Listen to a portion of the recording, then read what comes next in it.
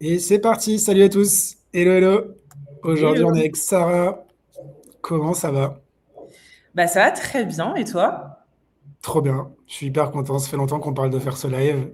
Et Ouais. ça y est, enfin. Et il y a du monde dans le chat là. Vous êtes déjà une grosse quarantaine et ça monte.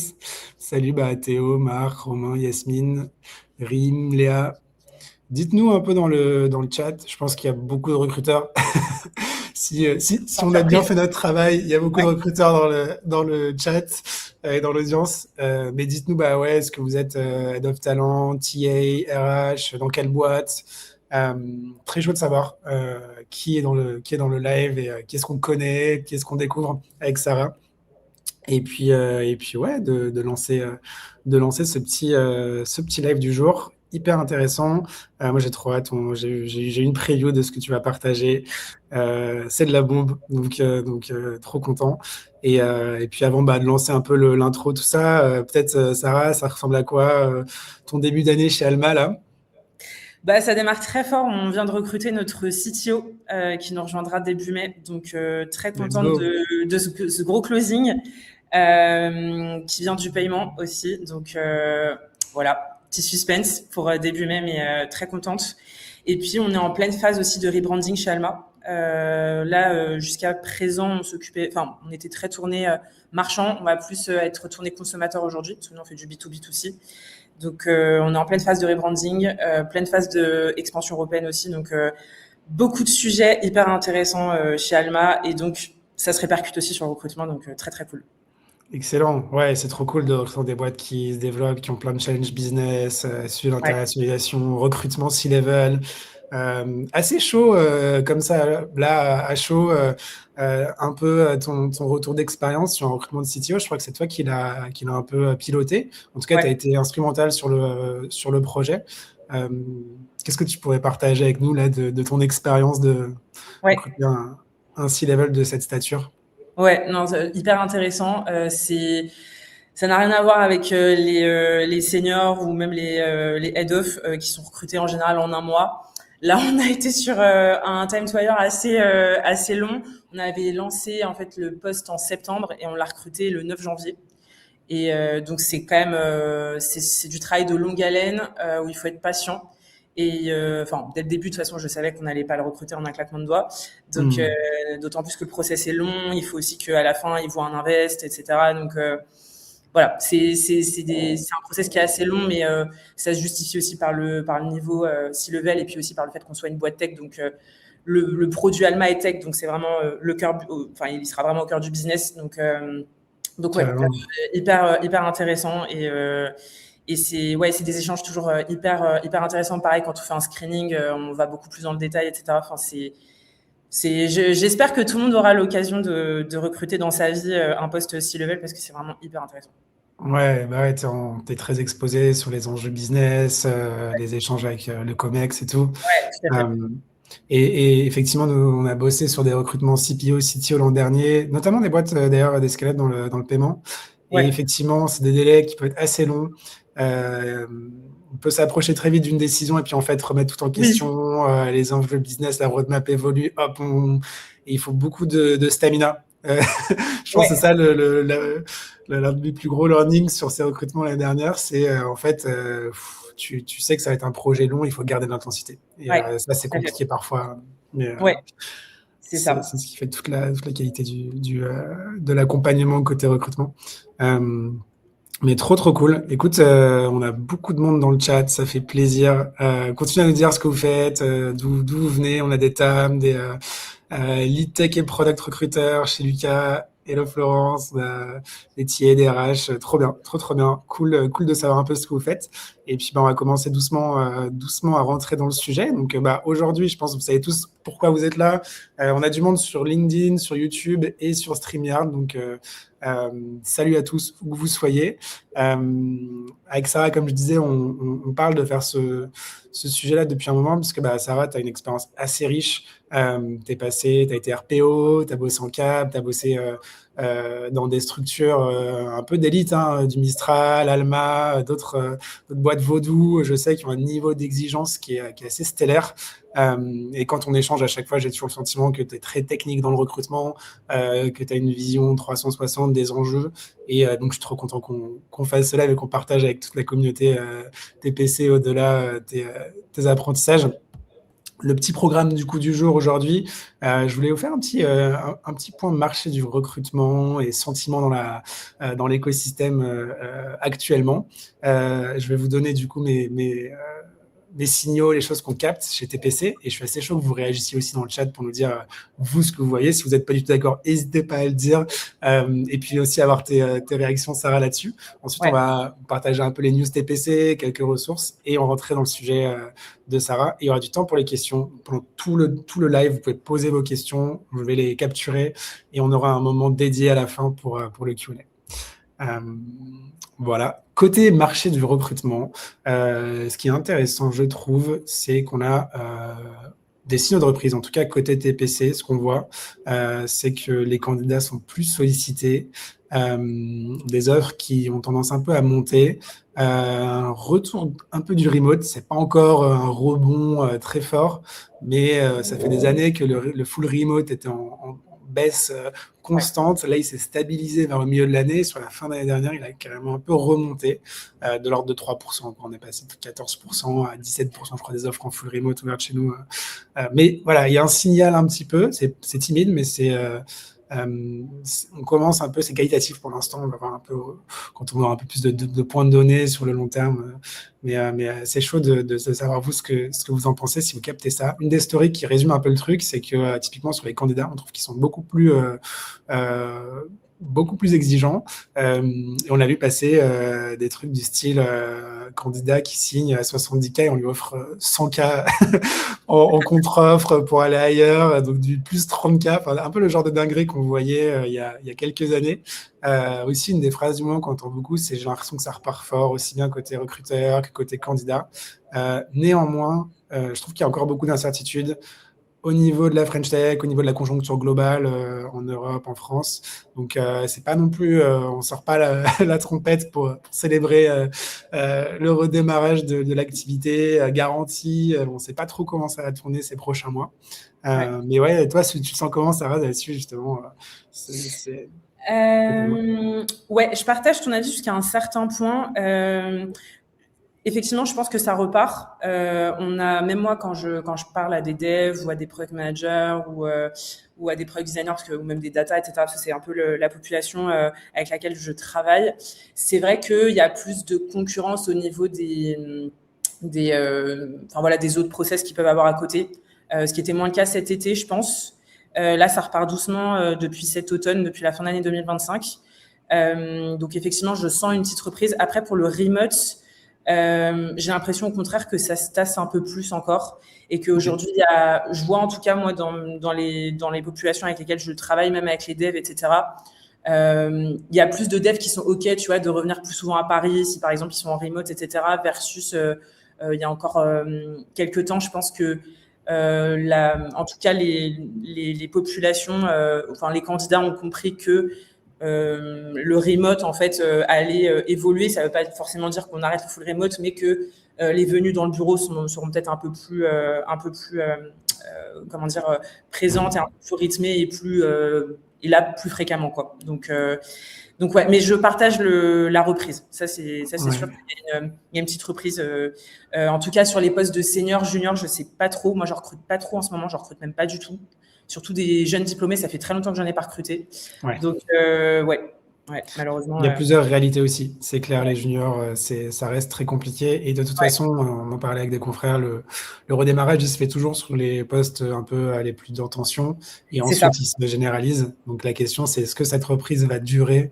Si elle dure, on verra aussi une embellie sur les juniors et les rôles avec moins de tension.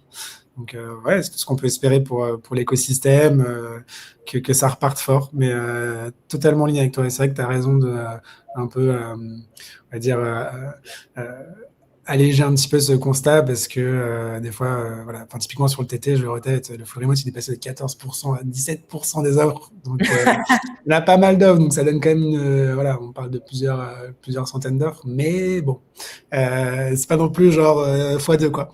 Oui, Donc voilà. voilà. Ouais. Trop cool. Et puis, ben, avant qu'on attaque dans le sujet, je vais vous partager aussi quelques ressources, mais je voulais faire un petit peu un update parce que c'est le début d'année.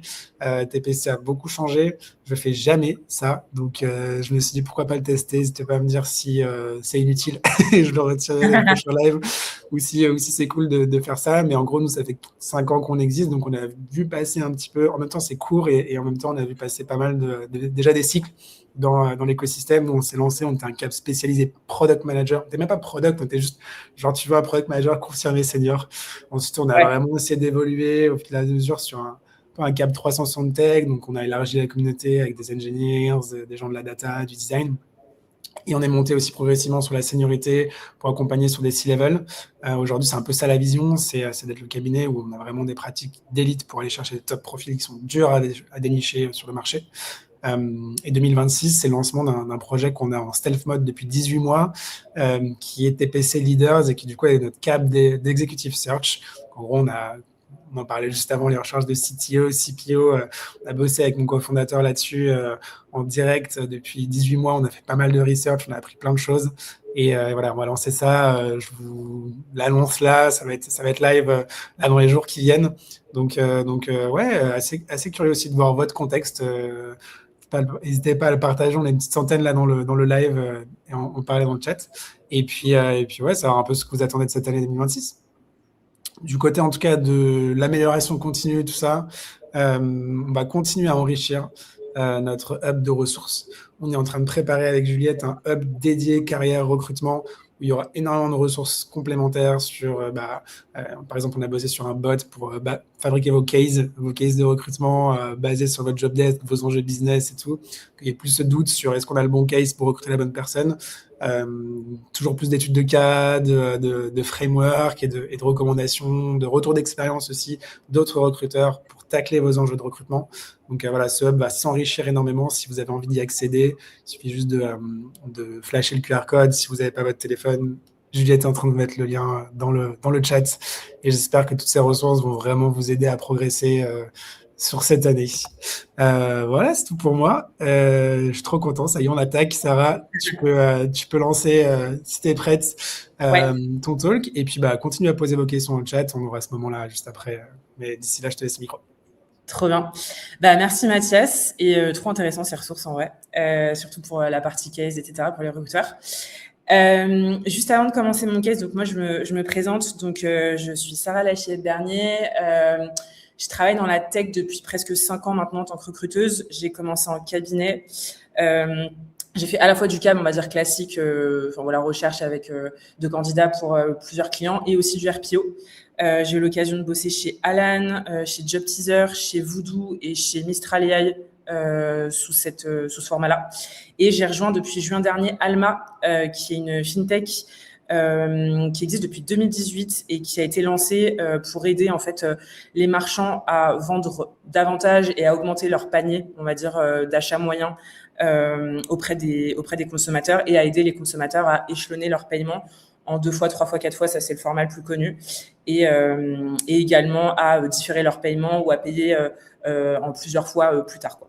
Et on travaille aujourd'hui, on travaille avec des clients du type SNCF, Maison du Monde, on a travaillé avec Apple aussi.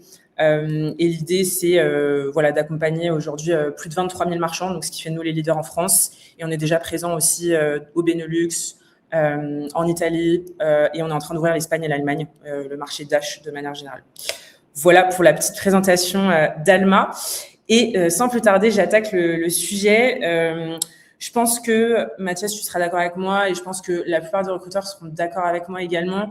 On n'a jamais eu autant d'outils pour recruter, et pourtant, recruter n'a jamais été aussi difficile, parce qu'aujourd'hui, on est dans un espèce de paradoxe qui est qu'on a plus d'outils, on a plus de candidats visibles également, puisque le marché repart, on a plus d'IA, mais on a, j'ai l'impression, moins de recrutements qui sont réussis, il y a plus de frustration côté recruteur, manager, candidat.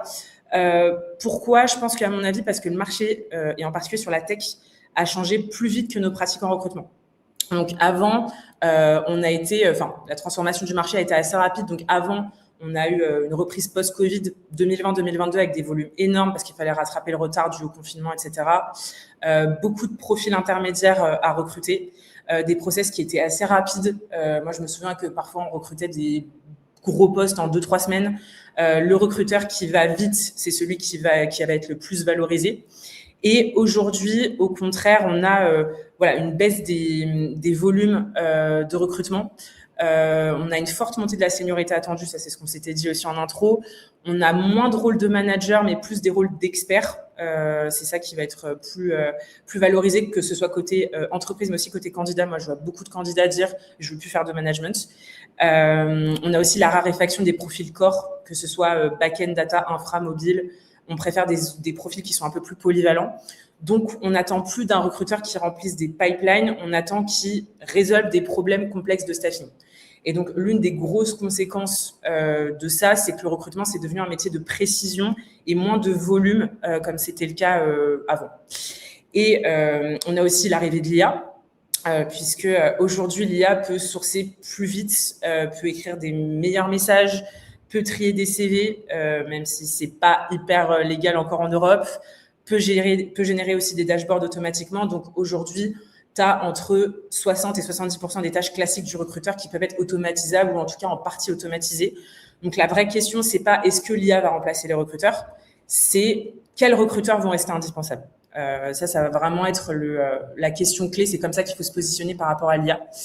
Et aujourd'hui, en fait, la valeur d'un recruteur, ça se déplace. C'est plus forcément la rapidité qui va faire, on va dire, la différence. Ça va plus être une compréhension technique fine des métiers sur lesquels tu sources, c'est-à-dire aller au-delà de la fiche de poste. Donc, c'est-à-dire comprendre l'environnement technique dans laquelle ta boîte évolue, comprendre pourquoi tel rôle est crucial ou pas, comprendre ce qui est négociable dans un poste, ce qui ne l'est pas, et parler le même langage que les équipes qu'on staff. Ça, c'est hyper important aussi. Donc, le recruteur, ça va devenir vraiment un traducteur technique entre business, product, engineering. Donc, aujourd'hui, un bon recruteur doit savoir où ça bloque dans son funnel, combien de candidats il faut réussir à rencontrer pour faire un hire, prédire un time to hire, diagnostiquer un problème de marché avec de la data. Donc, voilà, l'objectif, et c'est une image moi que j'aime bien pour m'aider à progresser en recrutement, c'est de considérer le recrutement comme un produit et de se considérer soi-même comme un PM.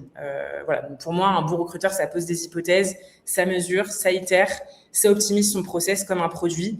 Et pareil, le recrutement, ça devient un espèce de produit interne avec des utilisateurs, que ce soit les candidats, les hiring managers, avec des métriques, des itérations et de la perf qui est mesurable. Donc, moi, j'aime beaucoup en fait cette manière de voir le recrutement. C'est vrai jusqu'à présent, on voyait beaucoup, on va dire, le sales comme un pendant du recrutement, c'est-à-dire de céder, on va dire, des pratiques de sales ou de growth pour aider à mieux recruter. Moi, j'aime bien ce côté considérer le recrutement plus comme un produit. Je pense que ça peut vraiment être hyper inspirant pour designer des process qui soient hyper pertinents et qu'on ait des satisfactions utilisateurs, donc c'est-à-dire hiring manager comme candidat qui soient au top. Donc voilà, aujourd'hui, être bon recruteur, pour moi, c'est inévitablement se techniciser. Donc que ce soit avec une connaissance en data, en méthode, en sachant quel stack recruteur adopter pour tel contexte, c'est-à-dire quel ATS va m'aider, quels outils d'automation vont m'aider également, et pourquoi pas même monter sur de la compétence data pure, par exemple avec SQL, on en reparle à la fin. Pour ça, il faut d'abord, je pense, avoir un bon mindset pour passer de recruteur moyen, on va dire recruteur lambda entre guillemets, à bon recruteur. Il faut d'abord avoir un bon mindset. Donc ça, c'est vraiment pour moi la base. Avant de parler d'outils, de SQL ou de dashboard, il faut penser comme un bon recruteur. C'est-à-dire, pour penser comme un bon recruteur, il faut d'abord bien comprendre en fait le business model de ta boîte et les enjeux de ton équipe. Ça passe déjà par ça. Donc, qu'est-ce que ça veut dire ça? En fait, un recruteur, on va dire assez moyen, va lire en fait une JD, une job description, et va commencer à sourcer juste après.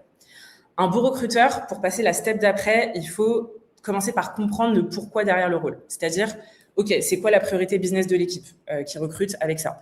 Ça va être quoi les challenges techniques qui sont spécifiques sur ce poste? C'est-à-dire, par exemple, en tech, est-ce que ça va être de la scalabilité? Est-ce que ça va être de la migration? Est-ce que ça va être une histoire de perf? En produit, ça va être est-ce qu'il y a des nouveaux pays à ouvrir? Est-ce qu'il y a un nouveau produit à lancer? Pourquoi on le fait? Et ça va être quoi les genres de talents qui vont transformer véritablement une équipe? Et pour arriver à ça, c'est-à-dire pour arriver à avoir cette compréhension fine on va dire voilà du job, de la job desk, enfin au-delà de la job desk effectivement, ça va être pendant le brief pour chaque rôle d'aller plus loin que la qualification du profil, c'est-à-dire chercher à comprendre pourquoi on ouvre un poste. C'est quoi les objectifs du poste? C'est quoi la stack du poste si c'est un poste technique? Ça va être quoi les points critiques? Ça va être quoi les KPI clés qui font que une personne recrutée va passer la PE, par exemple?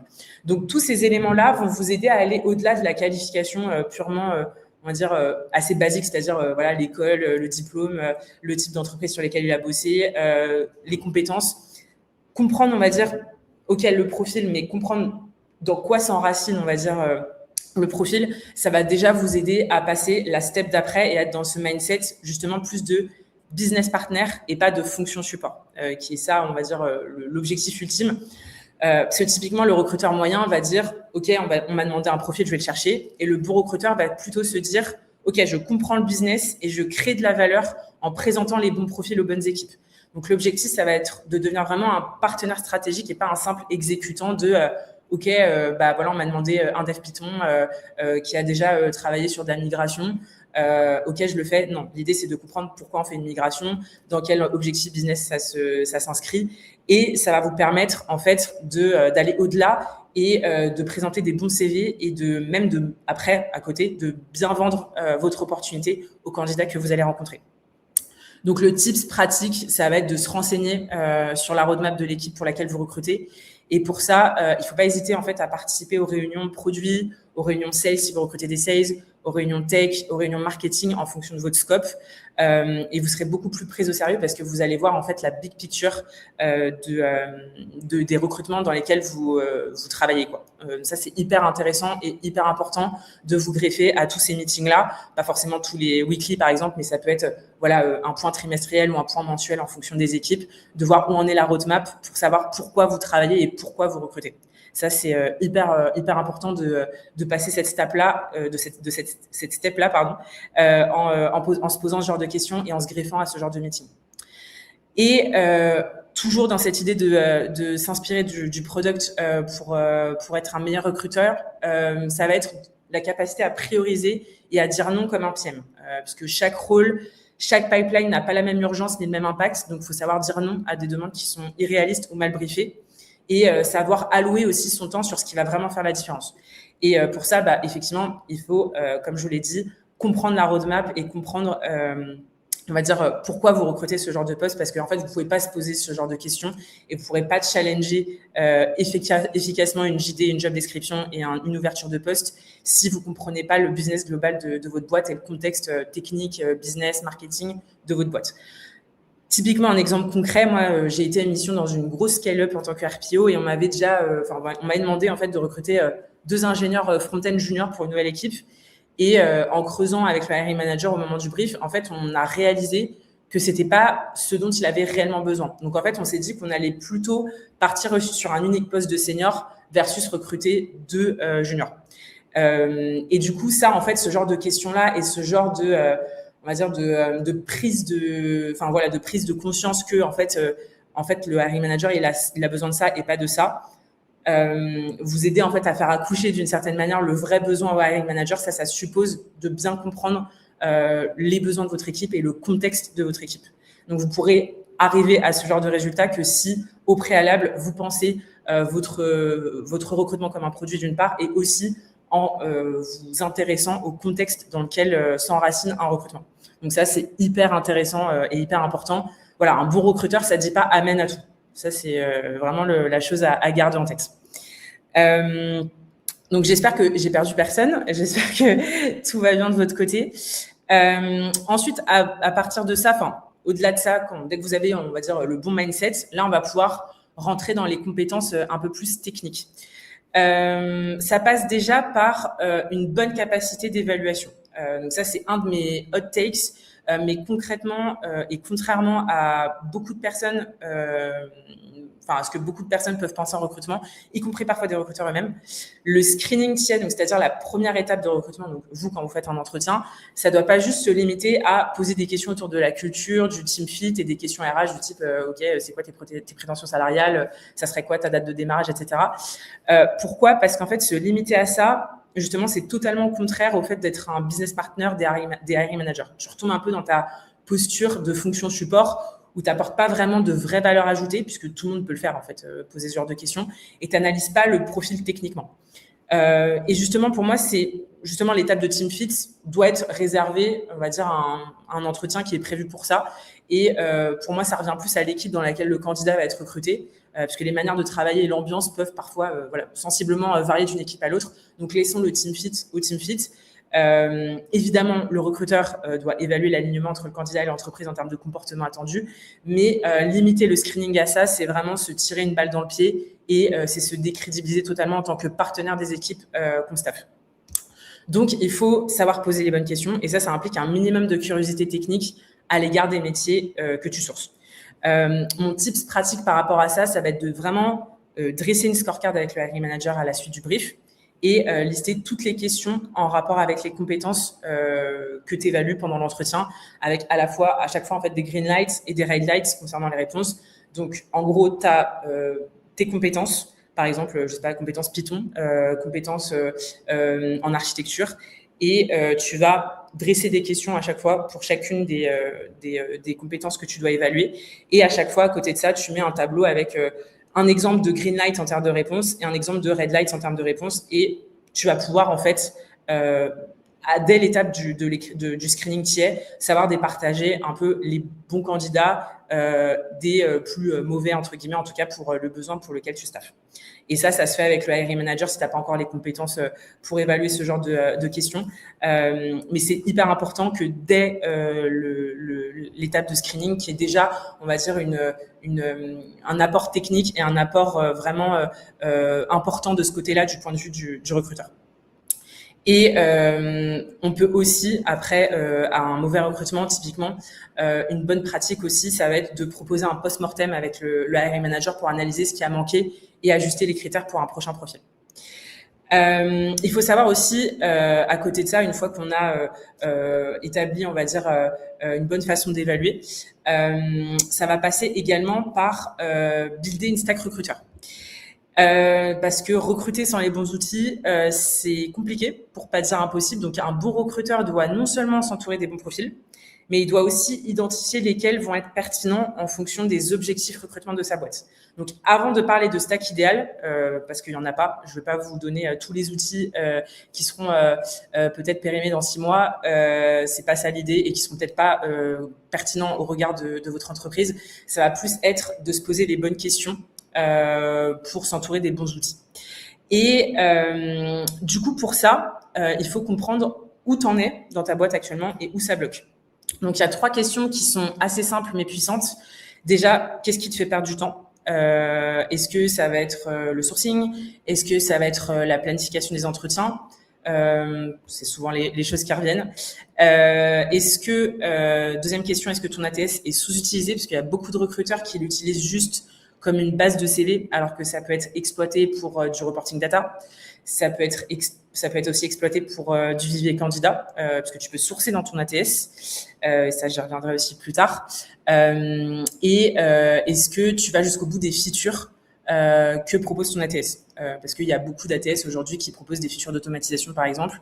Et en fait, déjà creuser ton existant, c'est déjà aussi on va dire limiter, on va dire l'achat d'outils qui sont un peu overkill, quoi. Et aussi, 3e question très intéressante aussi à se poser et très importante, c'est le niveau de maturité technique de ton équipe. Est-ce que tes collègues ont la capacité ou du moins une appétence à extraire, croiser, interpréter de la data via des dashboards, voire via SQL? Est-ce que vous avez déjà une culture de KPI assez forte dans votre équipe de recrutement ou pas ? Parce que si tu leur commences à leur parler de data alors que vous ne suivez pas votre time to hire, ça va être compliqué, le shift. Donc, l'objectif de tout ça, vraiment, c'est d'éviter de se retrouver avec une multitude d'outils alors qu'il y a déjà peut-être de quoi faire avec votre stack existante. Déjà d'une part, et ça évite aussi d'éviter de tuer des mouches avec des bazookas, parce que si vous mettez en place un ATS comme Lever alors que vous avez que 25 recrutements par an, c'est peut-être pas forcément le plus pertinent. Et une fois le diagnostic posé, tu peux commencer à construire ta stack recruteur, qui peut être modulable en fonction de ton niveau et en fonction de 4 axes qui me semblent pour moi intéressants. Donc le premier, ça va être l'axe sourcing. Est-ce que si ça bloque là, est-ce que je peux me faire aider avec de l'IA, que ce soit aux côtés des chatbots? Est-ce que j'aurais besoin aussi de LLM pour générer des Boolean search? Est-ce que je vais avoir besoin de bien prompter ChatGPT pour pouvoir qu'il me fasse des recherches booléennes en fonction de mes besoins? Est-ce que ça va être du scrapping? Par exemple, extraire automatiquement des profils publics, notamment via GitHub, via LinkedIn. Est-ce que je vais avoir besoin pour plus de faire d'automatisation, séquence d'emails, relance, etc. Donc, avoir en fait qu'est-ce qui vous bloque au niveau du sourcing pour savoir quels sont les outils qui vont pouvoir vous aider si c'est sur le sourcing que ça bloque. Vous avez aussi l'assessment technique. Est-ce que vous allez avoir besoin d'avoir, par exemple, un feedback qui va être intégré directement dans l'ATS via, par exemple, MetaView, typiquement, pour aller plus vite en termes d'assessment? Est-ce que vous allez avoir besoin de faire du scoring prédictif, c'est-à-dire en fonction d'un CV, de pouvoir voir à quel point le CV va être pertinent et va être performant dans votre process de recrutement? Donc ça peut être aussi intéressant si vous passez beaucoup trop de temps sur le tri de CV. Ça va être aussi l'ATS. Est-ce que votre ATS est efficace pour le suivi de votre pipeline? Est-ce que votre ATS intègre des tags pour pouvoir sourcer dedans? Est-ce que votre ATS a de la segmentation, propose de la segmentation avancée de profils? Est-ce que votre ATS propose des automatisations dans les relances et dans les rappels? Est-ce que votre ATS est intégré avec vos outils de BI, notamment les data warehouse pour pouvoir extraire de la data? Est-ce que votre ATS va pouvoir vous permettre de faire du reporting? Et est-ce que vous en avez besoin? Et après, vous avez l'axe plus BI, reporting data. Est-ce que Notion et G-Sheet, ça vous suffit? Ou est-ce que vous allez avoir besoin de passer un cran au-dessus, notamment peut-être pourquoi pas passer sur Metabase ou Looker pour avoir des dashboards plus avancés et des analyses prédictives? Donc ça, encore une fois, c'est des questions à se poser. Qu'est-ce qui vous bloque et sur quoi? Et du coup, vous allez pouvoir builder votre stack autour de ces 4 axes-là: sourcing, évaluation, ATS, data. Voilà. Ensuite, une fois qu'on a posé ça, il y a le côté vraiment maintenant je me pose des bonnes questions en entretien, je me pose des bonnes questions aussi avec la hiring manager. Donc j'ai atteint, on va dire, un niveau qui me permet de challenger les postes, qui me permet de challenger les besoins. Je comprends pourquoi on recrute tel ou tel poste. Ensuite, à partir de ça, je pose des bonnes questions en entretien. Je sais m'entourer des bons outils pour pouvoir recruter au mieux. Et là, maintenant, j'ai envie de me techniciser un peu plus parce que aujourd'hui, je prends conscience que en tant que recruteur, pour rester pertinent dans l'ère de l'IA, je dois un peu me techniciser. Ce qui est assez paradoxal d'ailleurs quand on y pense, parce qu'on se dit que l'IA va rendre nos métiers plus faciles. Mais en fait, si on ne prend pas la step au-dessus, on va disparaître. Donc, il faut au contraire acquérir des compétences techniques dès maintenant pour pouvoir rester pertinent à l'ère de l'IA et à l'ère de justement de l'automatisation généralisée, etc. Donc, dans le recrutement, à mes yeux, c'est aussi un hot take de ma part, mais pour moi, cette technicisation, elle va beaucoup passer par la data. Pourquoi? Parce que la data, pour moi, c'est vraiment le pilier de tout bon recruteur, parce que l'idée de la data, c'est un peu comme la stratégie produit que je vous avais évoquée en début de live. Ça va être de piloter justement votre activité recrutement comme un produit. C'est justement grâce à ça que vous allez pouvoir savoir où ça coince dans votre funnel, savoir pourquoi tel profil ne marche pas, savoir même faire du recrutement prédictif. Ça va vous permettre d'améliorer la satisfaction de vos utilisateurs, comme je vous l'ai dit, que sont les hiring managers et les candidats d'autre part. Et aujourd'hui, il y a beaucoup de recruteurs qui regardent les KPI. Ça se généralise, alors que c'était pas forcément le cas il y a encore quelques années. Mais aujourd'hui, en tout cas, même dans la tech et même hors tech, on a de plus en plus de recruteurs qui parlent data, on a de plus en plus de recruteurs qui parlent KPI.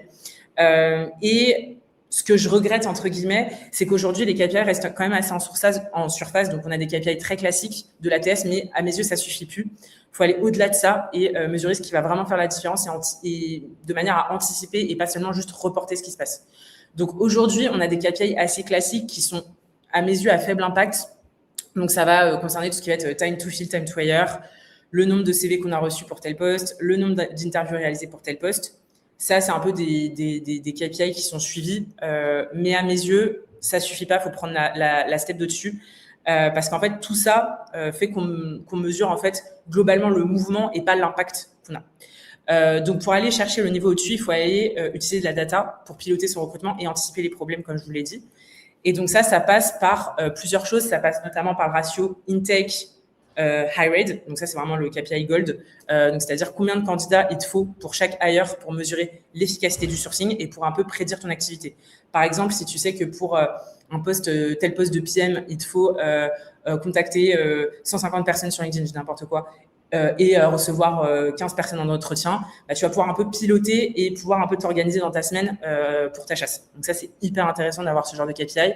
Tu as aussi l'expected pipeline depth, donc toujours avoir 2 fois le nombre de candidats nécessaires pour chaque poste pour éviter du coup tout ce qui va être pénurie et stress et avoir toujours du backup. Donc ça va aussi un peu avec le ratio intake high rate. Il y a aussi le NPS candidat et hiring manager, parce que le NPS candidat, on l'a en général. Le NPS hiring manager, je l'ai vu moins se pratiquer. Donc ça permet de mesurer l'expérience et la satisfaction de part et d'autre pour réduire le churn interne et externe. Va y avoir aussi la funnel completion probability, donc c'est la probabilité qu'un candidat passe toutes les étapes pour détecter les goulots d'étranglement. Le velocity par rôle aussi, donc c'est-à-dire la vitesse moyenne par étape, rôle, seniorité. Donc, ça permet d'ajuster un peu le sourcing et les touch points. Et puis aussi le offer accept rate segmenté, donc c'est-à-dire le taux d'acceptation par niveau ou par persona. Donc ça, c'est le truc hyper gold aussi. Donc ça veut dire, ça permet aussi un peu de détecter un problème, par exemple, de salaire, de packaging ou de market fit. Donc vraiment pas seulement de se contenter de l'offer accept rate global, mais de le segmenter par niveau, par persona de profil et de voir un peu là aussi dans l'optique de faire quelque chose de prédictif, de savoir, OK, j'ai tel candidat dans mon pipeline, vu qu'il vient de telle boîte, qu'il a tel niveau, je sais qu'il a tant de pourcents de chance qu'il accepte mon offre ou pas. Donc ça, c'est aussi KPI Gold à avoir pour faire, encore une fois, pour faire du prédictif et pas seulement analyser ce qui se passe. Donc l'idée à retenir, en fait, c'est que un recruteur, on va dire lambda, va suivre des chiffres isolés, mais la step d'après, pour moi, ça va vraiment de voir le jeu complet, d'anticiper les problèmes. Ça, c'est hyper intéressant. Encore une fois, si il y a une chose avec laquelle je voudrais que vous repartiez aujourd'hui, c'est OK, moi, je suis pas juste là pour voir mon activité, mais pour anticiper. Et c'est à ça que va me servir la data, plus qu'à décrire ce qui se passe et optimiser le pipeline et décider en connaissance de cause. Donc, c'est vraiment à ça que va servir la data. Voilà, j'espère que je vous ai pas trop perdu non plus, parce que là, vous allez me dire, OK, Sarah, c'est trop cool ces data, mais comment je fais pour aller les chercher? Parce que c'est pas forcément de la data que va vous donner votre ATS, à part si vous êtes sur un ATS assez data friendly du type HB. Mais en dehors d'HB, je crois pas qu'il y ait d'ATS qui a ce niveau-là de data. Donc ça suppose de passer à la step d'après, qui est, je vais vous faire peur, SQL. Alors SQL, j'ai fait un petit talk là-dessus au Sozu en octobre. Donc s'il y en a qui veulent approfondir le sujet, n'hésitez pas à me contacter sur LinkedIn. Je pourrais vous envoyer ma présentation si vous le souhaitez, parce qu'on n'aura pas le temps de développer malheureusement le sujet SQL. Mais en fait, globalement, si vous voulez aller chercher cette data-là et comprendre par exemple où vous perdez vos candidats, ou anticiper, on va dire, un petit peu votre activité, plus que pour la décrire, comme je vous l'ai dit, ou même sourcer dans votre vivier qui est déjà présent dans votre ATS, parce que ça peut être possible aussi avec SQL. On peut aller plus loin, justement, en maîtrisant un peu les bases de SQL. Juste pour revenir sur SQL, qu'est-ce que c'est ? En fait, SQL, c'est un moyen qui est assez simple de poser les bonnes questions à ta data, et d'en sortir exactement ce dont tu as besoin. Donc, c'est un langage qui est quand même assez simple, hein, c'est pas hyper compliqué non plus.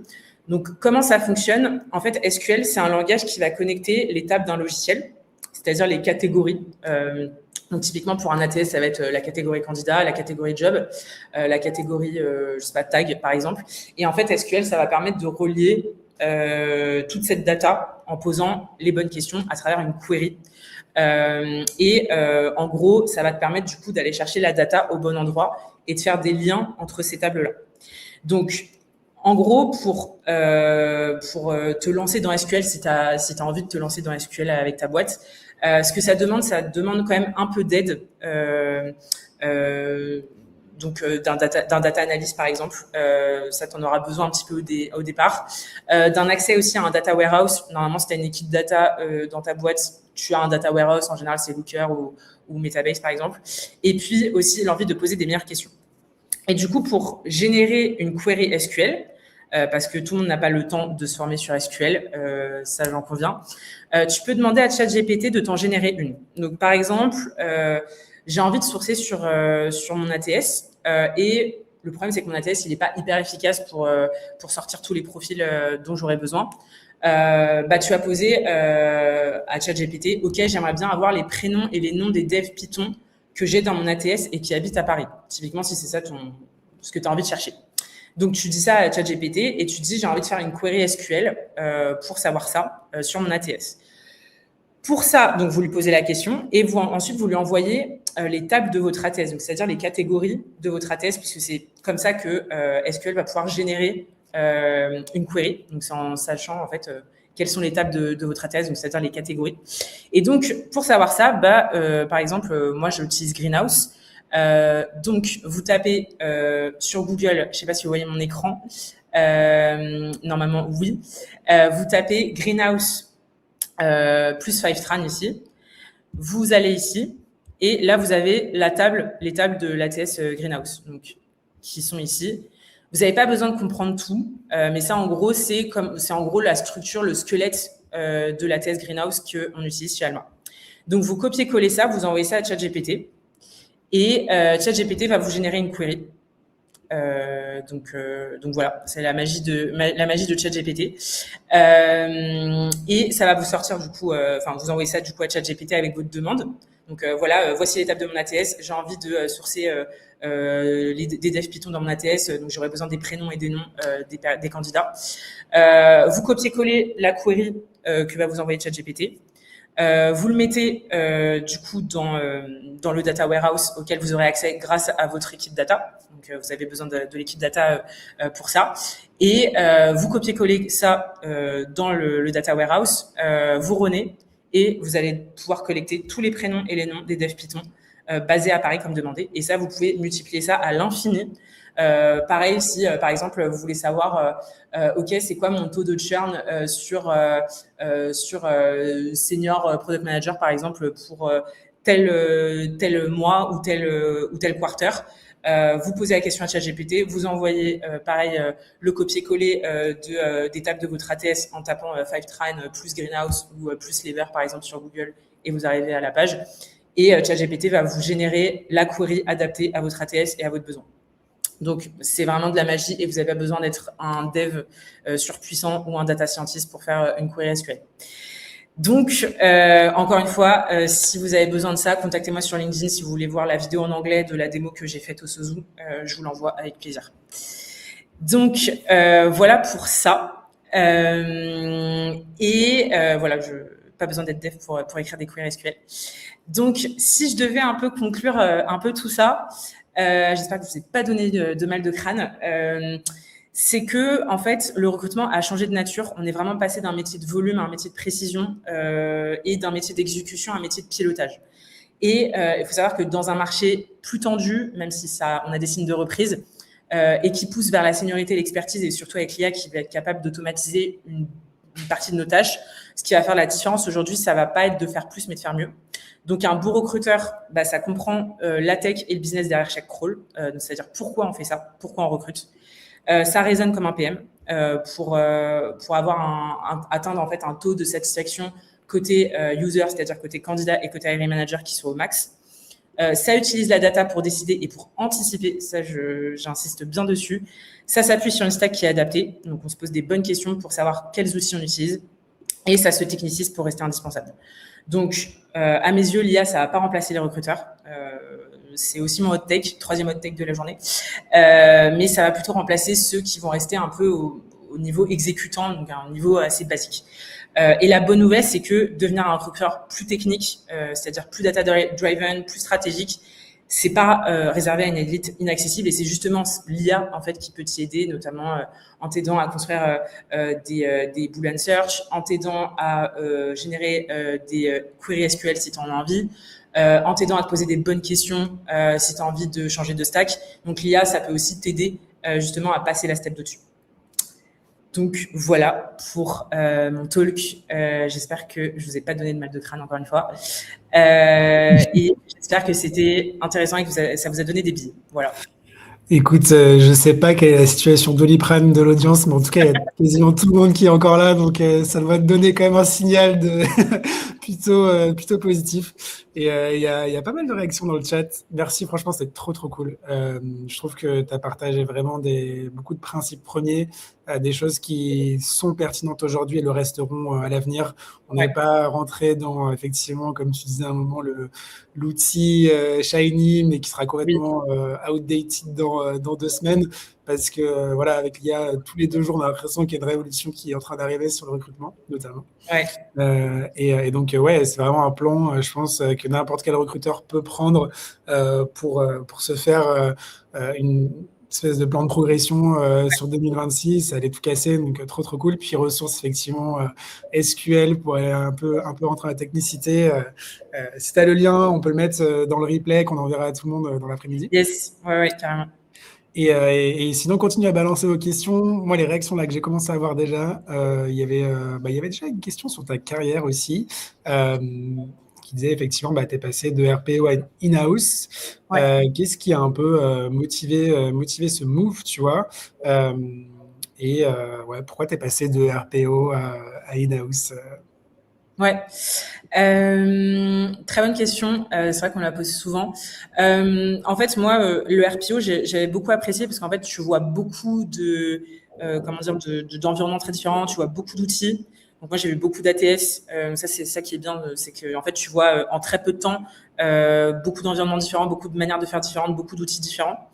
Mais ça faisait en fait un petit bout de temps. En fait, en plus la mission chez Mistral, c'était ma dernière en tant que RPO, avait quand même duré presque 1 an et demi. Donc en fait, j'étais presque en CDI un peu là-bas. Et en fait, ça faisait un petit bout de temps que je voulais vraiment m'investir dans une boîte, dans un produit, voir une équipe grandir et vraiment plus m'installer sur le long terme plutôt que d'aider ponctuellement des boîtes. Donc c'est ça qui a motivé mon move. Et je pense que en tout cas, ma carrière telle qu'elle a été construite entre guillemets jusqu'à présent, même si je suis au début de ma carrière, hein, j'ai pas tout vu encore. Je pense que c'est vraiment intéressant de commencer par du RPO et après d'aller in-house parce que le niveau de savoir et de toutes les connaissances que tu emmagasines en RPO, c'est vraiment hyper précieux une fois que tu passes in-house parce que tu as vu plein de choses, tu as vu plein d'environnements différents, tu sais ce qui marche, ce qui peut moins marcher, tu as vu plein d'ATS, tu as vu plein d'outils et du coup, si la boîte dans laquelle tu rejoins, enfin que tu rejoins, du coup, se pose ce genre de questions, bah, tu as un peu un benchmark en fait sous la main, quoi. Donc, Ouais, carrément. Ouais. Voilà. Carrément, et effectivement, c'est comme faire un espèce de bootcamp Ouais, accéléré de l'OS d'une boîte, et ensuite tu passes à l'autre, c'est et ça. tu vois les meilleures pratiques, les pratiques moins bonnes, Ouais, et tu te fais ta religion, et aussi tes points de comparaison qui te permettent d'arbitrer. C'est vrai que c'est un peu comme toute notion d'agence, et ensuite passer ouais, in-house dans le marketing, dans la publicité, dans le recrutement, ça se rejoint pas mal. Et attends, t'as passé 1 an et demi du coup chez Mistral. Je pense qu'il y a plein de gens qui doivent se dire, ok, mais attends, mais comment c'est à l'intérieur de cette espèce de requête? Est-ce qu'on peut faire un mini aparté là-dessus et que tu nous dises peut-être toi ton expérience, et aussi un truc ou deux un peu, tu vois, contre-intuitif par rapport à ce qui se passe chez Mistral aujourd'hui, des choses qui t'ont étonné, ou tu aurais ouais, dit un truc de ouf de l'extérieur, mais ça en fait c'est quand même un challenge. Tu vois, ouais. assez chaud que tu me partages ça. Ouais, alors en fait chez Mistral, alors moi je suis arrivée en février 2024, donc j'étais en fait la première recruteuse en dehors du head of TA. Donc on était vraiment tous les deux, juste tous les deux, donc on partait avec Ouais. rien. Et il y avait plein de choses à faire. Donc, c'est-à-dire vraiment, on partait avec rien. Il fallait s'équiper en termes d'outils, en termes de dashboard, en termes de workflow, etc. Donc, il y avait ça à faire. Et en même temps, il y avait une hyper croissance. Enfin, par exemple, sur 2024, j'ai recruté une 60aine de personnes. Enfin, c'est genre le niveau que tu atteins rarement. On va être honnête. Donc, il y avait quand même un volume très soutenu. Mais ce qui m'a vraiment beaucoup aidé chez Mistral, c'est qu'en fait, tout le monde est vraiment... Alors, c'est un peu bateau de dire ça, mais vraiment, tout le monde est hyper investi dans le recrutement. Moi, j'avais vraiment... tu vois, j'ai beaucoup recruté pour l'équipe AI Applied Engineer, que je salue Nicolas Schulz si jamais il voit ce live. Et en fait, lui, il était méga... tu vois, enfin, il avait en fait des connaissances de partout. Il avait référé beaucoup de gens de sa promo, etc. Donc, ça aidait beaucoup, en fait, au recrutement également. Donc, il y avait beaucoup de referrals. Et en fait, c'est ça qui est super, c'est que quand tu es dans une pépinière un peu comme Mistral avec une densité de talent qui est quand même assez impressionnante au mètre carré, en fait, tout le monde réfère l'autre, etc. Donc, en fait, ça te prouve aussi l'importance une fois que que le recrutement, en fait, ça se pense dès le début. Et qu'en fait, quand tu as recruté, on va dire, des personnes assez moyennes, entre guillemets, c'est difficile de rattraper le tir après. Et une fois que tu as vraiment une équipe assez solide, l'équipe assez solide va connaître d'autres gens assez solides et va pouvoir te référer des gens solides, etc. etc. Donc, en fait, on avait, je pense, chez Mistral, ce qui m'a aidé beaucoup, c'est que je pense un tiers de mon recrutement était du referral. Donc, c'était du referral hyper qualitatif. Et après, il y avait aussi une grosse partie chasse et une partie inbound. Et contrairement à ce qu'on pourrait croire, chez Mistralia, il y avait pas forcément, enfin en tout cas quand j'y étais, il n'y avait pas non plus de l'inbound de malade mental. Enfin, il y avait un gros volume, mais la qualité n'était pas forcément là non plus. Donc, il fallait vraiment chasser et s'appuyer sur les referrals pour recruter, et moins sur l'inbound parce qu'on se dit, OK, Mistral, il doit avoir des trucs de fou. Oui, mais il y avait aussi beaucoup de profils pas forcément... on va dire dingue. Enfin, on peut se dire que en fait le pack est plus quali, pas forcément. Donc voilà. Super intéressant. Ouais, il doit y avoir un volume monstrueux, tout le monde tente sa chance. Time of my life. Et ce qui était bien aussi, c'est que quand je chassais, même si la personne n'était pas intéressée, tout le monde disait ah waouh, je suis quand même hyper honorée que Mistral m'ait contacté, et ça ça fait trop plaisir.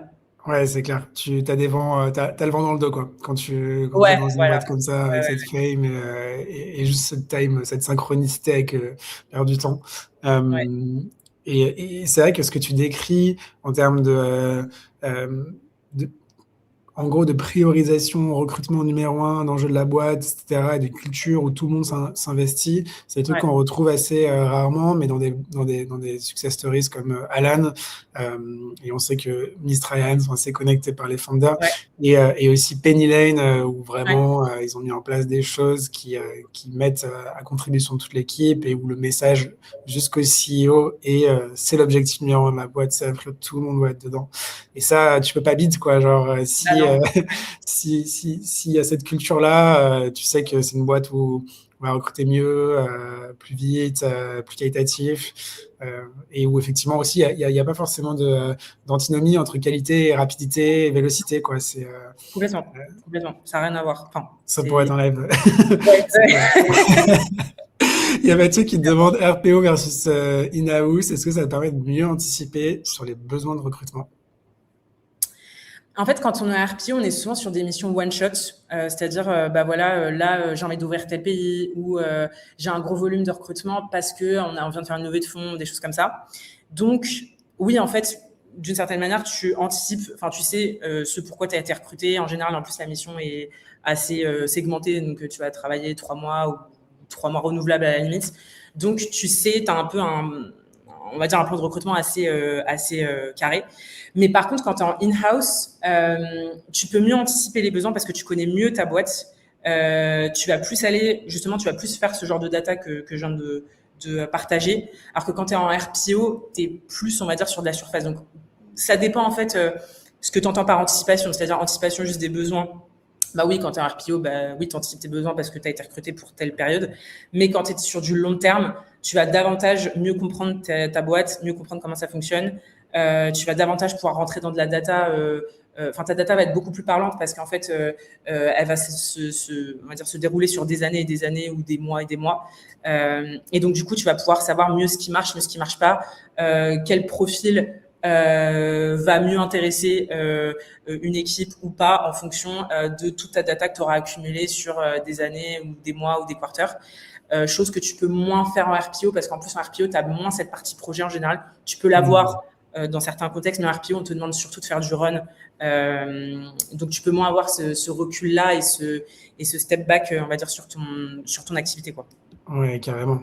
Et justement, un peu sur le côté, comment toi, tu as piloté un petit peu justement ta montée en progression, tout ça. Thomas, il te demande, est-ce qu'il y a eu un moment où tu t'es dit, OK, bon, bah, là, je suis en RPO, je bombarde, je réfléchis pas forcément à comment je structure ma progression, etc.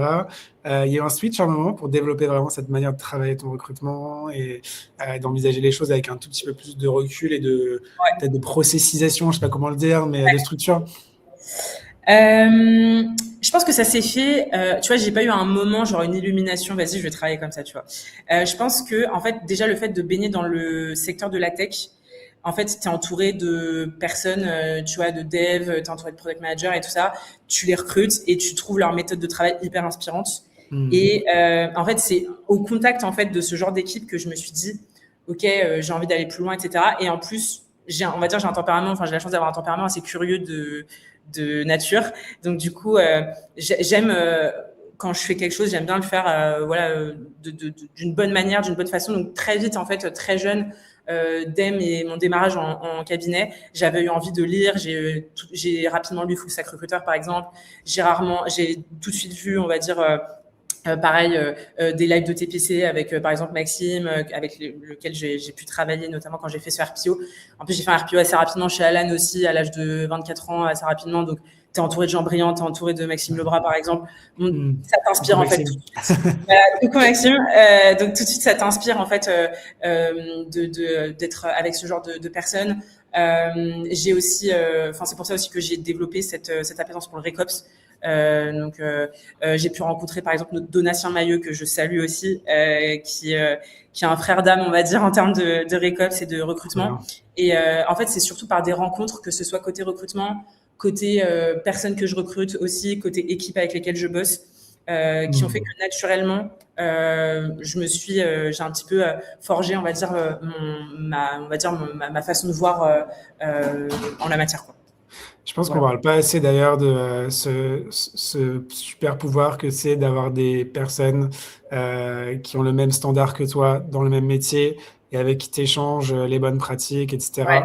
Des rôles modèles, te demande, des rôles modèles, des pairs aussi, des gens qui peuvent être au même niveau que toi, mais où vraiment tout le monde se pousse à cranter un petit peu et se lève le challenge et te dit, vas-y, pourquoi tu ne vises pas plus haut sur cette ambition-là, ou t'envoies le tool, effectivement, qui va un peu débloquer ton challenge du moment versus toi, toujours dans ton prisme un peu serré, c'est des objectifs, etc.